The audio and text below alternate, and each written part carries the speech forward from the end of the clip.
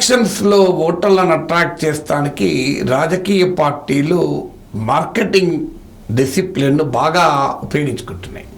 Marketing డిసిప్లిన్లో కొన్ని concepts మీకు ఈ ఎలక్షన్లో వాడుతున్నది చెప్తాను. ఇంటగ్రేటెడ్ మార్కెటింగ్ కమ్యూనికేషన్ అంటారు. అంటే ఓటర్లను చేరుకోవటానికి తమ కన్జ్యూమర్లుగా ఓటర్లను భావించి మార్కెట్ ప్లేస్ ఎలాగైతే కన్జ్యూమర్లను చేరుకోవటానికి వివిధ రకాల పద్ధతులు వాడతారో ఓటర్లను చేరుకోవటానికి రాజకీయ పార్టీలు నాయకులు కూడా అలాగే మల్టిపుల్ కమ్యూనికేషన్ టూల్స్ను మల్టిపుల్ ఛానల్స్ ద్వారా వాడుతున్నారు. దీన్ని ఇంటగ్రేటెడ్ మార్కెటింగ్ కమ్యూనికేషన్ అంటారు. దాంతోపాటు కన్జ్యూమర్ సైకాలజీలో ఉన్న సమర్థవంతమైన ప్రిన్సిపల్స్ను ఓటర్లను అట్రాక్ట్ చేయడానికి రాజకీయ పార్టీలు వాడుతున్నాయి. ఈ ప్రిన్సిపల్స్లో మీకు ఇంట్రెస్టింగ్గా ఉన్న ప్రిన్సిపల్స్ కొన్ని ఎలా వాడుతున్నారో ఉదాహరణలతో చెప్తాను. మొదటిది the principle of loss aversion. అంటే నష్టం పట్ల మనకు వ్యతిరేకత ఉంటుంది. లాభం పట్ల ఆకర్షణ కన్నా లాభం పట్ల ఆకర్షణ అట్రాక్షన్ ఫర్ పొటెన్షియల్ గెయిన్ కన్నా కూడా ఇది నష్టపోతాము అనేటువంటి భయం మనను ఎక్కువగా నడిపిస్తుంది. అందుకే రిస్క్ అవర్షన్ ఉంటుంది మనకు. చాలామంది కొద్దిమంది మాత్రమే ఈ రిస్క్ అపటైట్ ఉంటుంది. చాలామందికి రిస్క్ అవర్షన్ ఉంటుంది. లాభం రాకపోయినా మంచిదే, నష్టం జరగద్దు, ఈ పని చేయకపోతే నీవు నష్టపోతావు అంటే ప్రజలు వెంటనే రియాక్ట్ అవుతారు. అందుకే ఇదివరకు పాతకాలంలో ఈ ఉత్తరము చదివిన వెంటనే ఇలాంటి ఉత్తరాలు 100 రాసి నీవు నీ బంధుమిత్రులకు పంపకపోతే నీ తల ఒక్కలై పలిగిపోతుంది అని చెప్తారు. దాంతో వెంటనే వాడు 100 ఉత్తరాలు రాసేవాడు ఆ రోజుల్లో. అందువల్ల ఈ fear of losing something is more influencing than the attraction of potential gain. అందువల్ల ఇవాళ రాజకీయం మొత్తం మీరు చూడండి, అటు బీజేపీకి కానీ ఇటు కాంగ్రెస్ కానీ ఇతర పార్టీలకు కానీ, మీరు మాకు ఓటు వేయకపోతే, మీరు మా ప్రత్యర్థికి ఓటేస్తే మీకు ఈ నష్టం జరగబోతోంది అని చెప్తున్నారు. మాకు ఓటేస్తే ఈ లాభం జరుగుతుందని చెప్పడం లేదు. మీరు గమనించండి. మా ప్రత్యర్థికి ఓటేస్తే ఈ నష్టం జరుగుతుంది, మీ ఇష్టం, మరి మేము ముందే హెచ్చరిస్తున్నాం అని చెప్తున్నారు. ఇవాళ మోడీ క్యాంపెయిన్ అంతా దేని చుట్టూ జరుగుతుంది? కాంగ్రెస్ కనుక గెలిస్తే మీ ఎస్సీ ఎస్టీ బీసీల రిజర్వేషన్లు తీసుకెళ్ళి ముస్లింలకు ఇస్తారు. అంటే ఎస్సీ ఎస్టీ బీసీలలో ఒక భయం, కాంగ్రెస్ గెలిస్తే రిజర్వేషన్లు తగ్గుతాయి అని. అలాగే దానికి కౌంటర్గా కాంగ్రెస్ కూడా లాస్ ఎవర్షన్ సిద్ధాంతాన్ని నమ్ముకుంది. మోడీ కనుక గెలిస్తే రిజర్వేషన్లు ఉండవు, రిజర్వేషన్ రద్దు చేస్తారు, రాజ్యాంగం ఉండదు, ఎన్నికలు ఉండవు, ప్రజాస్వామ్యం ఉండదు అనేటువంటి ఫియర్ను కాంగ్రెస్ ఇండియా కూటమి నేతలు ఇదే principle of loss aversion apply చేస్తున్నారు. మోడీ ఏమంటున్నాడు? కాంగ్రెస్ గెలిస్తే మీ మంగళసూత్రాలు కూడా తీసుకెళ్ళిపోతారు, మీకున్న గొర్రెలు మేకలు బర్రెలు పట్టుకపోతారు, మీకున్న పొలం తీసుకెళ్ళి ముస్లింలకు ఇస్తారు, మీ అపార్ట్మెంట్ తీసుకెళ్ళి ముస్లింలకు ఇస్తారు. ఈ ఫియర్ను పెద్ద ఎత్తున రెచ్చగొడుతున్నాడు మోడీ. ఎందుకంటే the principle of loss aversion. Consumer సైకాలజీలో ప్రిన్సిపల్ ఏంటి అంటే, ఒక పని చేయకపోతే ఈ నష్టం జరుగుతుంది అన్నప్పుడు ఎక్కువగా మనకు రియాక్ట్ అవుతారు, లాభం జరిగినా జరగకపోయినా. ఇవాళ మీరు చూడండి, ఎన్డీఏ ఆంధ్రప్రదేశ్లో గత కొన్ని రోజులుగా తమ మొత్తం క్యాంపెయిన్ దేని చుట్టూ తిరుపుతున్నారు. ఈ జగన్ కనుక మళ్ళీ అధికారంలోకి వస్తే ఈ ల్యాండ్ టైటిలింగ్ యాక్ట్ ఉపయోగించి మీ భూములు తీసుకెళ్ళిపోతాడు, మీ భూములు పోతాయి అనేటువంటి ఒక భయాన్ని పెద్ద ఎత్తున రగిలించగలుగుతున్నారు. ఇప్పుడు ఎన్డీఏ ఆంధ్రప్రదేశ్లో గెలవటానికి ఆశ పెట్టుకున్నది ఈ ఫియర్ పైనే. ఈ లాస్ ఎవర్షన్, ఈ ఫియర్ అనే ఎమోషన్ను పవర్ఫుల్గా ఎంప్లాయ్ చేశారు. అందువల్ల ఇది మొదటి ప్రిన్సిపల్. ఇక సెకండ్ ప్రిన్సిపల్ ఏంటంటే the psychology of persuasion.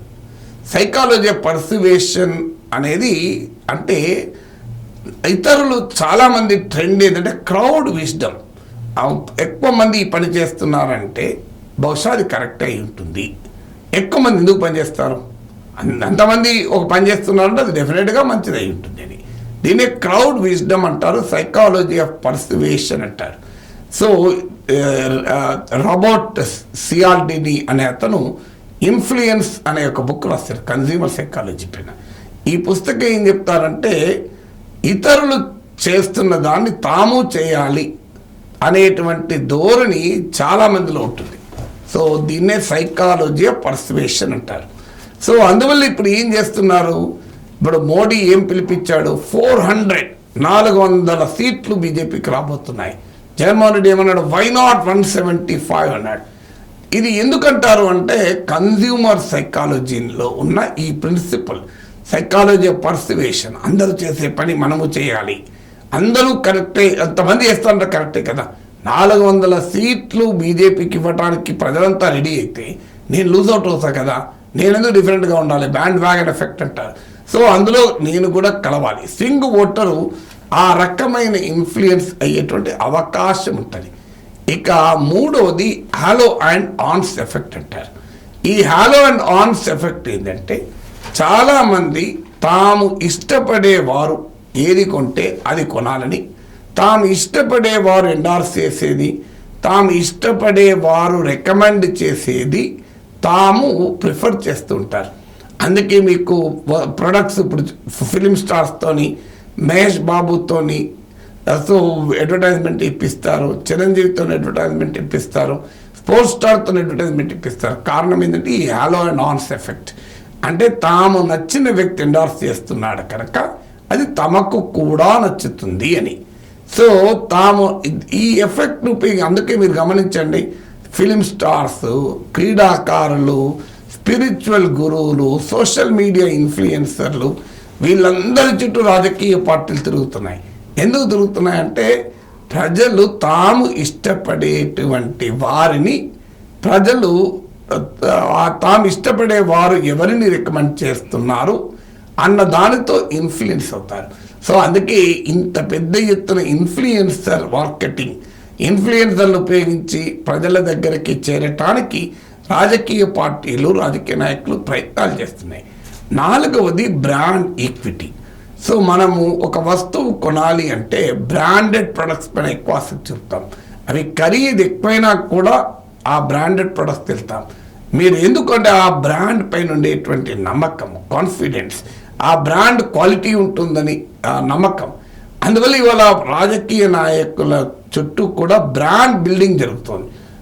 Narendra Modi అంటే ఆయన ఒక ఛాయ్ వాలా, ఒక నిరుపేద కుటుంబం నుంచి వచ్చి ఒక గ్రేట్ అచీవర్గా, అంటే ప్రజల ఎక్స్పెక్టేషన్, ఆస్పిరేషనల్ ఇండియన్కు ఒక ఆదర్శంగా బ్రాండ్ మోడీని క్రియేట్ చేస్తున్నారు. బ్రాండ్ మోడీ అంటే ఒక స్ట్రాంగ్ లీడర్, దేశం కోసం ఏమైనా చేయగలిగే, ఒక కఠినమైన నిర్ణయాలు తీసుకునగలిగే సమర్థుడు. బ్రాండ్ మోడీ అంటే ప్రజల పట్ల, సామాన్యుడి పట్ల కంపాషన్ ఉన్న నాయకుడు. అందుకే అవినీతిని ఎట్టి పరిస్థితుల్లో అంగీకరించడు, చౌకీదార్ హై. సో ఈ రకమైన బ్రాండ్ ఇమేజ్ మోడీ చుట్టూ ఒక పెద్ద ఎత్తున బ్రాండ్ బిల్డింగ్ మనకు జరుగుతుంది. ఇలా బ్రాండ్ ఈక్విటీ అంటారు. సో ఒక ప్రొడక్ట్ సక్సెస్ కావాలి అంటే ఆ ప్రొడక్ట్ చుట్టూ ఒక పవర్ఫుల్ బ్రాండ్ ఇమేజ్ ఉండాలి. ఆ బ్రాండ్ మేనేజ్మెంట్కి కూడా ఇవాళ ప్రొఫెషనల్గా ఏం మాట్లాడాలి, ఎలా మాట్లాడాలి, ప్రజల్ని ఎలా గ్రీట్ చేయాలి అనే దాన్ని కూడా చేస్తున్నారు. ఐదవది స్ట్రాటజిక్ పొజిషనింగ్ ఆఫ్ ఇష్యూస్. అంటే తాము ఒక అంశాన్ని రైజ్ చేస్తే దాని చుట్టూ ఫుల్గా డిబేట్ జరిగేలా చూడాలి. ఇప్పుడు ఉదాహరణకు ఆంధ్రప్రదేశ్లో నిమ్మగడ్డ రమేష్ కుమార్ ఒక లేఖ ఇచ్చాడు, వాలంటీర్లా వాడద్దు అని. దాన్ని వైఎస్ఆర్ కాంగ్రెస్ పార్టీ చాలా ఎఫెక్టివ్గా పెన్షన్ల చుట్టూ కొన్ని రోజుల పాటు డిబేట్ నడిపింది. దాని తర్వాత టీడీపీ అందుకొని ల్యాండ్ టైటిల్ ఇష్యూ చుట్టూ, చట్టం చుట్టూ డిబేట్ నడపగలిగింది. దీన్నే స్ట్రాటజిక్ పొజిషనింగ్ ఆఫ్ ఇష్యూస్ అంటారు. ఆరవది micro targeting of segmented audience. దీన్నే సెగ్మెంటెడ్ మార్కెటింగ్ అంటారు. అంటే ప్రజలందరూ ఒకే రకంగా ఉండరు, వివిధ ఏజ్ గ్రూప్స్ ఉంటారు, జెండర్ ఉంటారు, ఇన్కమ్ గ్రూప్స్ ఉంటారు. సో రకరకాల డెమోగ్రఫిక్స్ ఉంటాయి. ఈ డెమోగ్రఫిక్స్గా ప్రజల్ని సెగ్మెంట్ చేసి మైక్రో టార్గెటింగ్ ఆఫ్ మెసేజెస్, వాళ్లకు అట్రాక్ట్ అయ్యేదా. యూత్ జాబ్స్తో అట్రాక్ట్ అవుతారు, ఓల్డ్ ఏజ్ వారు వెల్ఫేర్ స్కీమ్స్ వల్ల అట్రాక్ట్ అవుతారు, ఉమెన్ వెల్ఫేర్ స్కీమ్స్ వల్ల అట్రాక్ట్ అవుతారు. అలా వాళ్ళని అట్రాక్ట్ చేసే విధంగా మైక్రో టార్గెటింగ్ ఆఫ్ మెసేజెసే కాదు, కస్టమైజ్డ్ స్కీమ్స్ కూడా మీరు గమనించండి. కాపు మహిళలకు కాపు నేస్తం, బీసీ మహిళలకు 50 ఏళ్ళకే పెన్షన్, సో ఇలా ఒక్కొక్క సెగ్మెంట్ ఆఫ్ ద పాపులేషన్, నిరుద్యోగులకు నిరుద్యోగ భృతి, ఇలా స్పెసిఫిక్ ఆడియన్స్, వాహన మిత్ర, ఆటో డ్రైవర్లకు, బడికి పోయే పిల్లలున్న తల్లులకు ఈ స్కీము, ఇలా micro targeting of promises schemes కూడా చేస్తున్నారు. సో ఇలా పాలిటిక్స్ కూడా కన్స్యూమర్ సైకాలజీలో ఉన్న ప్రిన్సిపల్స్ను సమర్థవంతంగా వాడుకుంటున్నది.